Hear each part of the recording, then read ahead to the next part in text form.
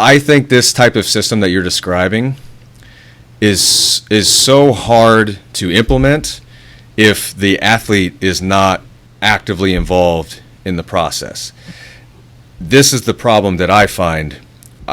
We work with a lot of, or at least I do, work with a lot of athletes who are kind of intermediate in the midst of like rehabbing an injury, and it's a very interactive process because I need to know the information, like how'd you do today? You know, that's going to really, sometimes I'm programming on the daily basis, day to day.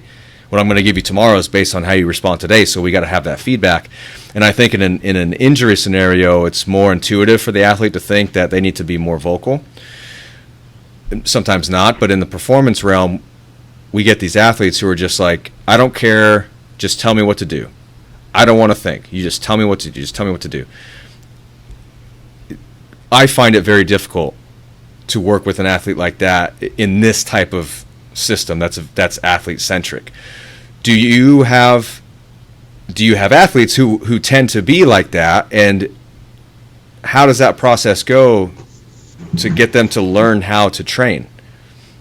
So I have a lot of lifters that have been with me for a long period of time. So that's how it used to be. It used to be, here's your program, follow the program to a T, and that's that. So that's where the coach-athlete relationship becomes huge.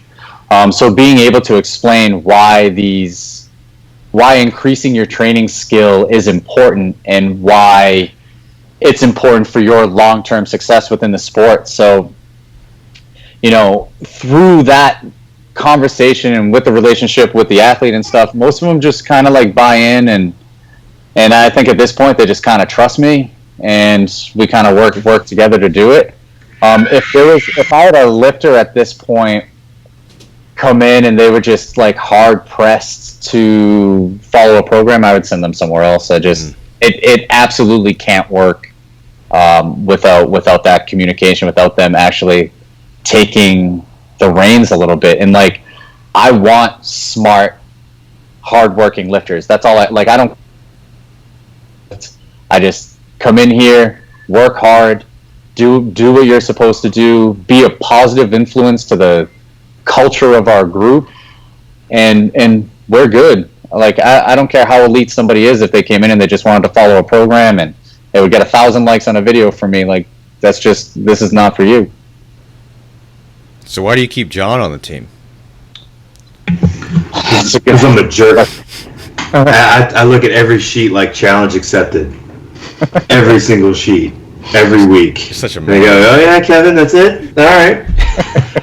10 more pounds. I have a few people like that literally they'll chip everything I put on there just like at a spite. Which is great too, like as a coach, understanding that, you know, that I can push them a little bit. You know, I could put something on there and know that they'll chip it and really push themselves in training. Like, it's great to know that.